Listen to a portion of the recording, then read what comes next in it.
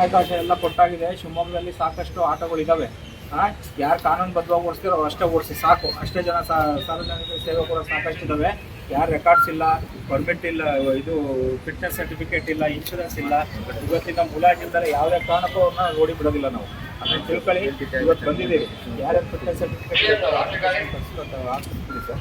ಅದಾದಮೇಲೆ ಇದರಿಂದ ನೀವು ಆಫೀಸ್ ಬರ್ರಿ, ಒಂದು ನಮ್ಮ ಎದುರಿಗೆ ಹೇಳ್ತಾನೆ ನಾನು ಅಪ್ಲಿಕೇಶನ್ ಹಾಕಿ ಸಾಹೇಬ್ರು ಕೊಟ್ಟು ಇಲ್ಲಿಂದ ತೊಗೊಂಡೋಗಿ ಅಲ್ಲಿ FC ಮಾಡ್ತೀನಿ.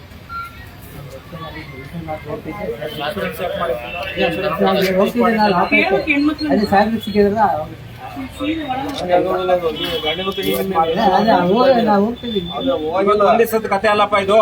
ದಿವಸ ಇನ್ಮೇಲಿಂದ ಎಲ್ಲ ಆಟೋ ಸ್ಟ್ಯಾಂಡ್ಗಳಲ್ಲಿ ಕಡ್ಡಾಯವಾಗಿ ಎಲ್ಲ ಕಡೆ ಚೆಕ್ ಮಾಡ್ತೀವಿ. ಇವಾಗ ನೀವು ಬಂದಿದ್ದೀವಿ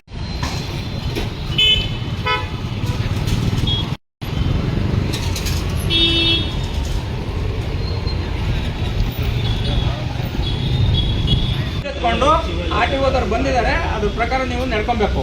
ಸುಮ್ಮನೆ ಇದನ್ನು ಮಾತಾಡಿದ್ರೆ ಇನ್ನೊಂದು ಮಾಡಿದ್ರೆ ನಾವು ಮತ್ತೆ ಇನ್ಶೂರೆನ್ಸು ಫಿಟ್ನೆಸ್ ಎಲ್ಲ ಸೇರಿದ್ರೆ ತೊಂದರೆ ಆಗ್ತದೆ. ನೀವು ಅಲ್ಲಿ ಹೋಗಿ ನಿಂತ್ಕೊಳ್ಳೋದು, ಯಾರೋ ಬ್ರೋಕರು ಇನ್ನೊಂದು ನಿಮಗೆ ಟೈಮ್ ಹಾಳಾಗ್ತದೆ ಅಂತ ಇವತ್ತು ನಾವೇ ಇಲ್ಲಿ ಕಳಿಸ್ಬಿಟ್ಟು ನಾವೇ ಅದ್ರದ್ದು ಏನು ಪ್ರೊಸೀಜರ್ ಇದೆ, FC ಮಾಡ್ಸೋಕ್ಕೆ ಏನೇನು ದಾಖಲೆ ಬೇಕು ಇಲ್ಲೇ ಚೆಕ್ ಮಾಡಿ ಇಲ್ಲೇ ನಿಮಗೆ FC ಮಾಡಿಸಿ ಕಳಿಸ್ಕೊಡ್ತೀವಿ. ಆಗ್ಬೋದಾ? ಇನ್ಶೂರೆನ್ಸ್ ಇದ್ದರೆ ಯಾರು ಒಬ್ರು ಕಳ್ಸೋಣ ಇಲ್ಲಿ. ಇನ್ಶೂರೆನ್ಸ್ ಎಲ್ಲ ಇನ್ಶೂರೆನ್ಸ್ ಮಾಡಿಸೋಣ. ಸರ್ಕ್ಯುಲರ್ ಹಂಗೆ ಇರೋದು, ಗೌರ್ಮೆಂಟ್ ಸರ್ಕ್ಯುಲರ್ ಹಂಗೆ ಇರೋದು. ಇನ್ಶೂರೆನ್ಸ್ ನೀವು